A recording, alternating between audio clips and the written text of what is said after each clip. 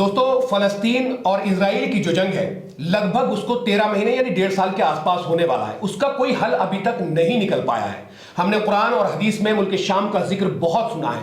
अब एक नई जंग शुरू हो चुकी है। मेरे साथ शम्स तबरेज़ खासमी मौजूद है। ये जो एक नई जंग शुरू हुई है, हालत खाना जंगी के उसमें एक दौर में गुजर रहा है मुल्क शाम। सर, ये जो एक नई जंग है ये कैसे शुरू हुई है और क्यों शुरू हुई है? बिल्कुल, शाम इस वक्त खाना जंगी का शिकार है और पूरी दुनिया की तवज्जो इस वक्त फ़लस्तीन पर थी, गज़ा पट्टी पर थी। यूनाइटेड नेशन की जनरल असम्बली में कल 157 देशों ने फ़लस्तीन का साथ दिया कि फ़लस्तीन को एक आज़ाद रियासत का दर्जा मिलना चाहिए। इसराइल पर दुनिया भर से दबाव बन रहा है गज़ा पट्टी में सीज़ फायर के लिए, जंगबंदी के लिए। लेकिन इधर अचानक से मुल्क शाम में जंग शुरू हो जाती है और जंग ऐसी कि जो बशारुल असद की आर्मी है, जो हुकूमत की फ़ौज है, वो लगातार पीछे हट रही है और जो बागी ग्रुप है जो बशारुल असद के ख़िलाफ़ पिछले कई सालों से जंग लड़ रहे थे, अचानक उनको कामयाबी मिलती जा रही है और 4 से ज़्यादा बड़े शहरों पर इन लोगों ने कब्ज़ा कर लिया है। पहले इदलिब पर पहले से इनका कंट्रोल था, उसके बाद इन लोगों ने अलेप्पो यानी हलब पर अपना कंट्रोल हासिल कर लिया, उसके बाद इन लोगों ने हमा जैसे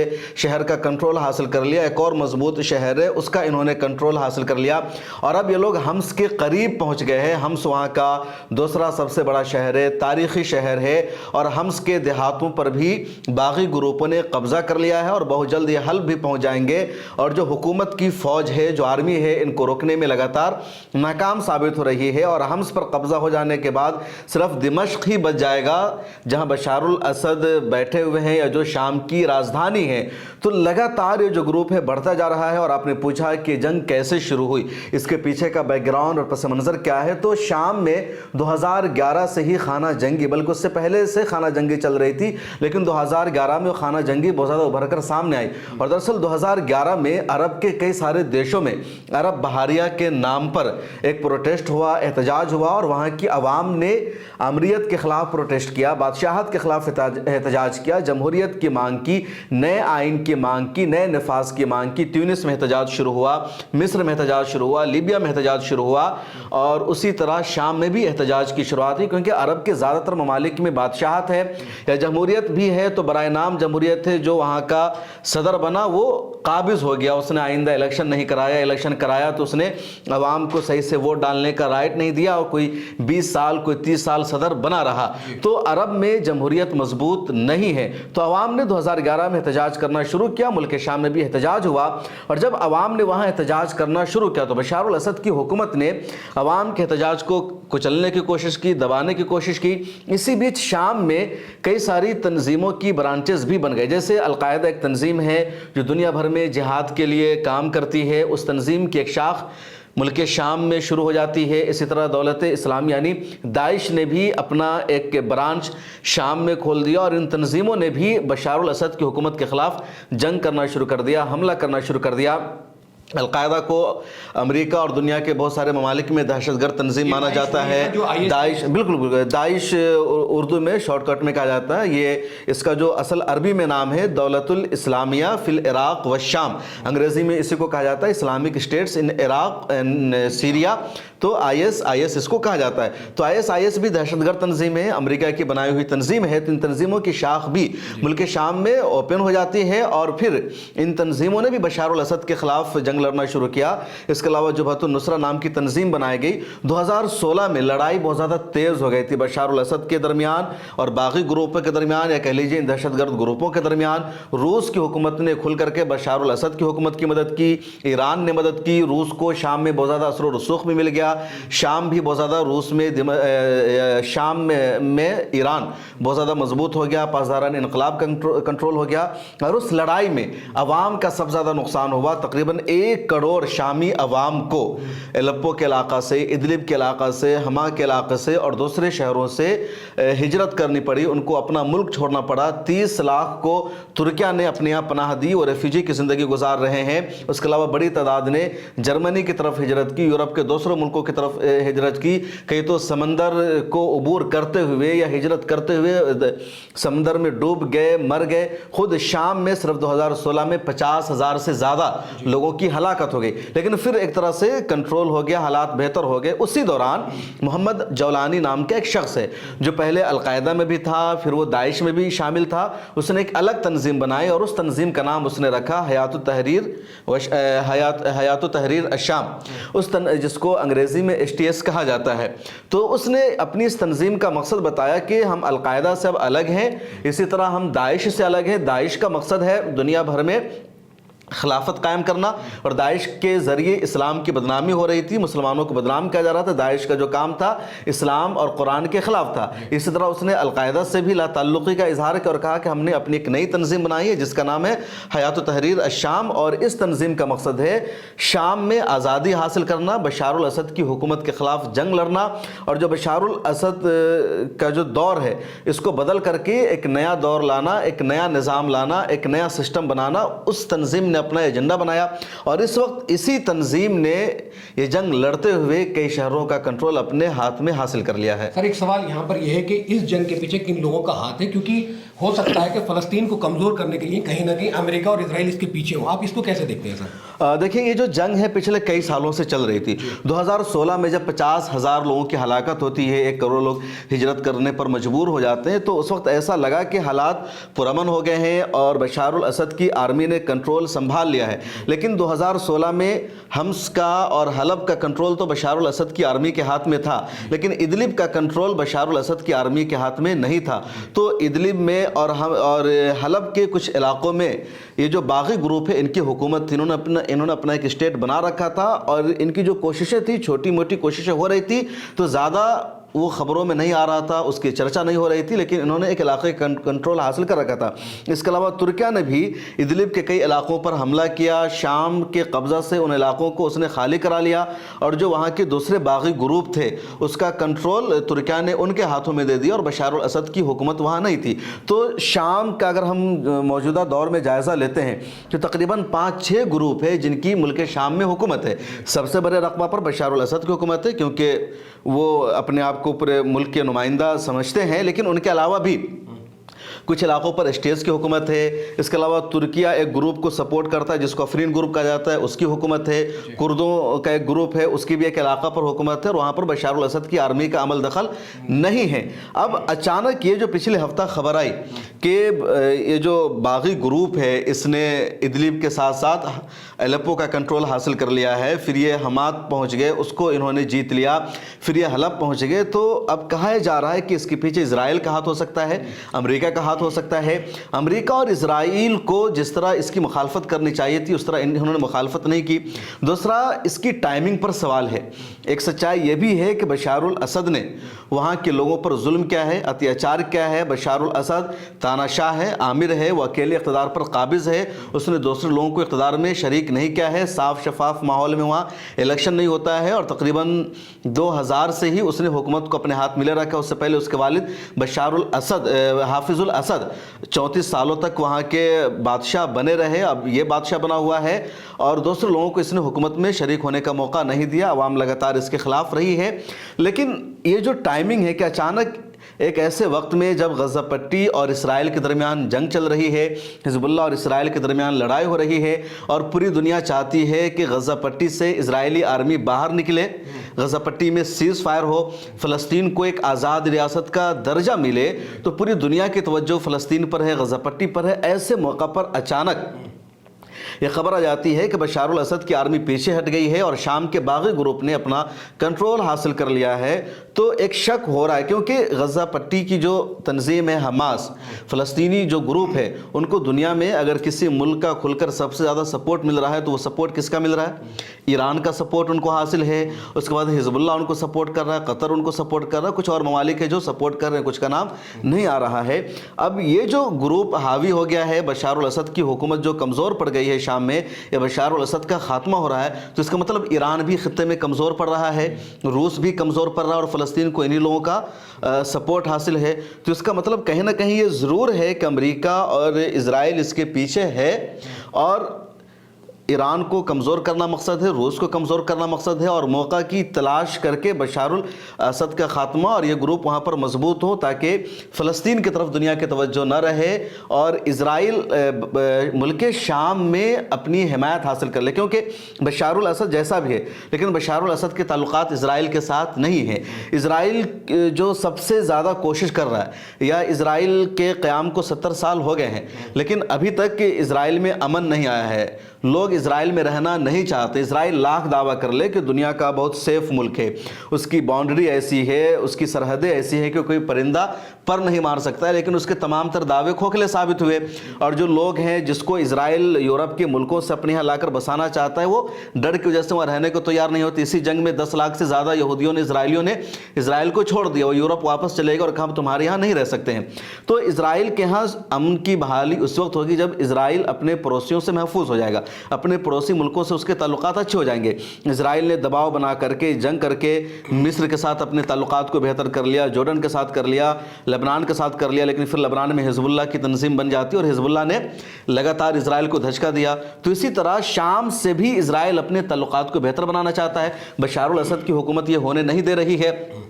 اب اگر یہ باغی گروپ آ جاتا ہے، بشار الاسد کی حکومت ختم ہو جاتی ہے، اور اگر یہ گروپ اسرائیل کے ساتھ اپنے تعلقات کو بہتر بنا لیتا ہے تو ایک بڑا دھچکا ہوگا، کیونکہ اس گروپ کو جن لوگوں کی حمایت ہے اس میں عرب ممالک بھی شامل ہے، اور جو عرب ممالک ہیں وہ اسرائیل کے تئیں نرم گوشہ رکھتے ہیں۔ متحدہ عرب امارات نے اسرائیل کے ساتھ سمجھوتا کر لیا، سعودی عرب اور اسرائیل کے درمیان سفارتی رشتہ بحال کرنے کی لگاتار بات چیت ہو رہی ہے، بحرین نے سفارتی رشتہ بحال کر لیا، تو یہ گروپ ادھر سے زیادہ قریب ہوگا، تو فلسطین کا اس میں بہت زیادہ نقصان دکھ رہا ہے۔ سر ایس ٹی ایس نے جو موقع کا فائدہ اٹھایا ہے، کیونکہ ادھر ایران کمزور ہو رہا ہے، حزب اللہ کمزور ہو رہا ہے، کیونکہ ان کے بڑے نیتا جو ہے اب تک اپنی جان گنوا چکے ہیں، تو کہیں نہ کہیں کہا جا سکتا ہے کہ 24 سال لگ بھگ جو ہے بشار الاسد نے وہاں حکومت کی ہے، آرمی ان کے انڈر میں تھی، اس سے پہلے ان کے والد صاحب نے بھی وہاں پر حکومت کی ہے، تو آخر ان کی آرمی اتنی کمزور کیوں پڑ رہی ہے اس کے سامنے؟ اس کے پیچھے کیا وجہ ہے؟ یہی چیزیں سمجھ میں نہیں آ رہی، کیونکہ ایسا ہو رہا ہے کہ سیدھے باغی گروپ اچانک سے ابھر کر سامنے آتے ہیں، ان کے پاس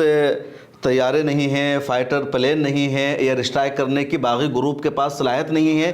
ان سب کے باوجود بشار الاسد کی جو آرمی ہے لگاتار پیچھے ہٹ رہی ہے، اور یہ جو آرمی ہے باغی گروپ کی آرمی لگاتار بڑھتی جا رہی ہے، اور بڑھتی اتنا جا رہی ہے کہ دیکھیے کہ الیپو میں اچانک حملے کا آغاز ہوتا ہے، اور حلب میں ان لوگوں نے حملہ کیا اور پورے حلب کا کنٹرول حاصل کر لیا، حلب کے قلعہ پر قبضہ کر لیا، لوگوں نے فلسطین کا بھی جھنڈا لہرایا، اپنا بھی جھنڈا لہرایا۔ اس کے بعد یہ جو گروپ ہے حمات شہر کی طرف جاتا ہے، اور حمات شہر پر بھی انہوں نے اپنا قبضہ جما لیا، کل کی خبر ہے۔ اور اب اس کے بعد یہ لوگ حمس کی جانب بڑھ گئے ہیں، اور حمس کے دیہاتوں پر انہوں نے قبضہ جما لیا ہے، جو بھی کی تازہ ترین نیوز ہے، اور ہو سکتا ہے کہ جب یہ انٹرویو لوگ سن رہے ہو تو جو حمس کا شہر ہے اس شہر پر بھی ان کا جھنڈا لہرانے لگے، اور پھر اگلا نمبر دمشق کا آ جائے گا۔ تو بشار الاسد کی جو آرمی ہے کیوں نہیں ٹک پا رہی ہے، ایک بڑا سوال ہے، اور اس کے دو بڑے ریزن ہو سکتے ہیں، کیونکہ بشار الاسد کا جو مکمل طور پر انحصار تھا وہ ایران کی آرمی پر تھا اور روس کی آرمی پر تھا، اور روس اس وقت یوکرین کے ساتھ جنگ میں مشغول ہے، روس کی پوری توجہ، روس اپنی پوری طاقت یوکرین کے خلاف لگا رہا ہے، تو روس اس پوزیشن میں نہیں ہے کہ باہر کسی اور ملک کی طرف توجہ دے سکے۔ اسی طرح ایران خود ڈائریکٹ الجھا ہوا ہے اسرائیل کے ساتھ، اس کے علاوہ حزب اللہ ایران کی ایک ملیشیا ہے، تو حزب اللہ کو سپورٹ کرنا، اس کو مدد کرنا ایران کی زیادہ ضرورت ہے۔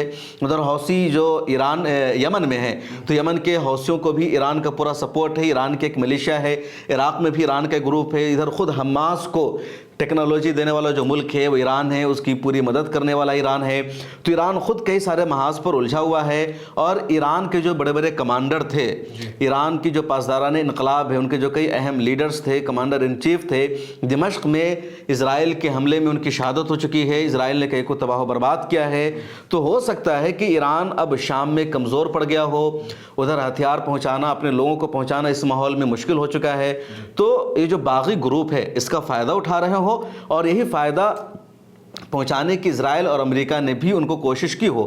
حالانکہ یہ جو شخص ہے محمد الجولانی، جو ایس ٹی ایس کا لیڈر ہے، امریکہ اس کو دہشت گرد مانتا ہے، اور اس کی گرفتاری کے لیے امریکہ نے $10 ملین کا انعام بھی رکھا ہوا ہے۔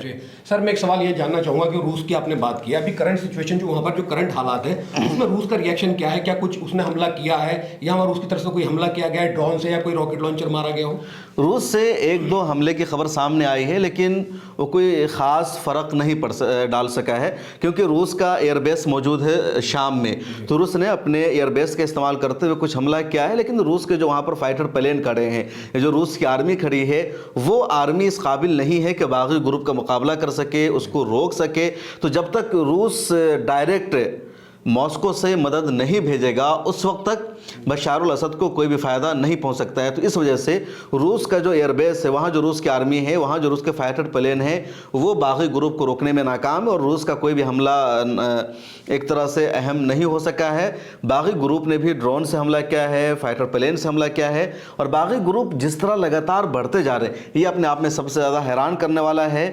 اور لگ نہیں رہا ہے کہ اپنے آپ میں کہیں نہ کہیں سے ان کو سپورٹ تو ضرور مل رہا ہے. سر آپ نے داعش کا ذکر کیا ہے، میں جاننا چاہوں گا IS جو ہے یہ HTS سے کیسے الگ ہے؟ کیونکہ ہم نے سنا کہ عراق میں بھی جو ہے IS نے وہاں کی فوج پہ حملہ کر دیا تھا، وہاں آپس میں لڑنا شروع کر دیا تھا. دیکھیے داعش کے بارے میں تو ایک بات کلیئر ہونی چاہیے پوری امت مسلمہ کو اور تمام نوجوانوں کو کہ داعش امریکہ کی بنائی ہوئی تنظیم ہے. انگریزی میں اس کو IS کہا جاتا ہے، Islamic state in Iraq in Syria. اور اس تنظیم کے بنانے کا مقصد تھا جہاد کو بدنام کرنا، قرآن کریم کو بدنام کرنا، اسلام کی آئیڈیالوجی کو بدنام کرنا، اسلام کے خلاف نگیٹو پروپیگنڈا کرنا اور اسلامو فوبیا کو بڑھانا. جس طریقے سے داعش کو بنایا گیا، اور داعش کا جو ایک فرضی خلیفہ تھا ابو بکر البغدادی، جو اپنے آپ کو خلیفہ کہتا تھا نعوذ باللہ، اس نے عورتوں کا سر عام قتل کیا، اس نے ریپ کیا، اس نے لوگوں کی گردنیں اڑائی. جو اسلامی طریقہ کار اس کے خلاف اس نے کیا، اس نے اقلیتوں پر ظلم کیا، اس نے عیسائیوں کا قتل کیا، اس کے الٹے سیدھے بیانات آ رہے تھے. تو داعش کے بنانے کا جو پورا کا پورا ایجنڈا اور مقصد تھا اسلام کو بدنام کرنا، اسلام و فوبیا کو بڑھاوا دینا اور جہاد کو بدنام کرنا. اور داعش کے ذریعے صرف مسلمانوں کا قتل عام ہوا، کسی اور کا نقصان نہیں ہوا. اگر کسی مسلمان کو خلافت قائم کرنی ہوگی، کوئی ملک جتنا ہوگا، تو وہ جرمنی جائے گا، امریکہ جائے گا، کیونکہ وہاں اسلام نہیں ہے، ان ملکوں پر مسلمانوں کی حکومت نہیں ہے. عراق میں پہلے سے مسلمانوں کی حکومت ہے، شام میں پہلے سے مسلمانوں کی حکومت ہے، تو یہاں کیوں اس طرح کی چیزیں ہوگی؟ تو داعش نے عراق میں مسلمانوں کا قتل عام کیا، شام میں مسلمانوں کا قتل عام کیا. اس جنگ کی وجہ سے ہزاروں مسلمان مارے گئے. تو امریکہ نے داعش نام کی ایک تنظیم کو بنایا اور امریکہ نے داعش کو ہتھیار دیا، اسلحہ دیا، پیسہ دیا، سارے ریسورسز دیے، اور اس کی مدد سے داعش نے مسلمانوں کا قتل عام کیا. اور اس کی وجہ سے عراق جو دنیا کا ترقی یافتہ ملک تھا، عراق میں جو پیٹرول نکلتا ہے اس کی جو ویلو بہت زیادہ ہوتی تھی، اس کی جو کرنسی ہے بہت زیادہ مضبوط ہوتی تھی. وہاں کے لوگ بہت خوشحال تھے، جس طرح آج کے دور میں متحدہ عرب امارات خوشحال ہے، کویت خوشحال ہے، یا دوسرے عرب ممالک خوشحال ہے، اسی طرح عراق بھی ایک زمانے میں خوشحال تھا. جس طرح آج کے دور میں ہمارے یہاں کے نوجوان سعودی عرب میں جاب کے لیے جاتے ہیں، UAE اور قطر میں جاتے ہیں، اسی طرح عراق میں جاتے تھے. لیکن صدام حسین کا جب وہاں سے خاتمہ کیا گیا تو لگاتار امریکہ نے اس پر حملہ کیا، عراق کو تباہ و برباد کیا، اور پھر داعش کے ذریعے جو بچا کھچا عراق تھا اس کو بھی امریکہ نے تباہ و برباد کیا. اور وہی حال امریکہ نے شام کا کیا. جی. تو داعش کے بنانے کا مقصد ہی تھا اسلام و فوبیا کو بڑھاوا دینا. اور امریکی صدر ڈونلڈ ٹرمپ نے باضابطہ اپنی ایک اسپیچ میں اس حقیقت کا اعتراف بھی کیا کہ باراک اوباما نے اپنی صدارت کے دوران داعش کو کریٹ کیا، ہیلری کلنٹن نے کریٹ کیا، اور اس کا بنیادی مقصد تھا مڈل ایسٹ کو ڈسٹرب کرنا. اور امریکہ کی ہمیشہ پالیسی رہتی ہے مسلمانوں کو آپس میں لڑا کے رکھنا، ان کو ڈسٹرب رکھنا، ان کو پریشان رکھنا. سر ملک شام میں ہم دیکھتے ہیں کہ 75% سنی آبادی ہے، شیعہ بہت کم ہے. تو یہ بشار الاسد نے اتنی لمبی حکومت کیسے کر لی سر؟ دیکھیں حکومت اسی طرح کہ انہوں نے قبضہ کر رکھا ہے، وہاں جمہوریت نہیں ہے. تو جس طرح ایک زمانے میں مختلف لوگوں نے مختلف جگہوں پر حکومت کی کہ ان کی آبادی نہیں تھی، آبادی کسی اور کی تھی، حکومت ان کی ہے. تو شام میں بھی حافظ الاسد نے باسل پارٹی بنایا، اور یہ 1961 کی بات ہے. اور اس وقت پہلے انہوں نے کسی اور کو صدر بنایا 1 سال کے لیے، پھر حافظ الاسد خود صدر بن گئے اور 34 سال تک انہوں نے حکومت کی. ان کے بعد 1 سال کوئی اور رہا، پھر بشار الاسد کے ہاتھ میں حکومت آئی، اور بشار الاسد اپنے والد کی وراثت کو سنبھال رہا ہے. تو شام میں جو شیعہ اور سنی کی آبادی کی بات ہے تو تقریباً 75% وہاں سنی آبادی ہے، اور جو شیعہ آبادی ہے وہ 13% آبادی ہے. اور جو شیعہ ہے یہ معتدل شیعہ بھی نہیں ہے بلکہ غالی شیعہ ہے. جیسے ایران کی شیعہ معتدل شیعہ ہے تو بہت زیادہ سنیوں سے ان کے رابطے بھی ہیں. شام میں جو بشار الاسد جس کمیونٹی سے آتے ہیں زیادہ تر سنیوں کے ان سے رابطے نہیں ہیں. تو ایک لڑائی تو ہمیشہ وہاں رہی ہے کہ جو وہاں کی میجورٹی آبادی ہے ان کے ہاتھ میں حکومت آنی چاہیے، ان کو اقتدار ملنا چاہیے، لیکن ایسا نہیں ہو سکا. اور اسی وجہ سے وہاں بھی لگاتار احتجاج ہوتا رہا ہے، بغاوت ہوتی رہی ہے، اور یہ جو کچھ ہو رہا ہے اسی کا نتیجہ ہے. یونائٹڈ نیشن نے بھی اپنا रेजोल्यूशन पास कर रखा है जिसके मुताबिक शाम में नए सिरे से रेफरेंडम होना चाहिए, नया निज़ाम आना चाहिए और उस नए निज़ाम और नए सिस्टम के तहत वहाँ इलेक्शन होना चाहिए ताकि सब लोगों को हुकूमत में पार्टिसिपेशन का मौका मिल सके, जमहूरियत की बहाली हो सके। तो शाम में अभी जमहूरियत नहीं है, उसकी बहाली की लोग कोशिशें कर रहे हैं। सर, मुल्क शाम की जब बात होती है तो हदीसों में जिक्र आता है, कुरान में जिक्र आता है। मैं चाहूँगा कि हल्की सी रोशनी डाल दें कि उसकी क्या तारीख रही है सर। ये देखिए, मुल्क शाम की तो हमेशा तारीख़ रही है, कुरान और हदीस में जगह जगह है।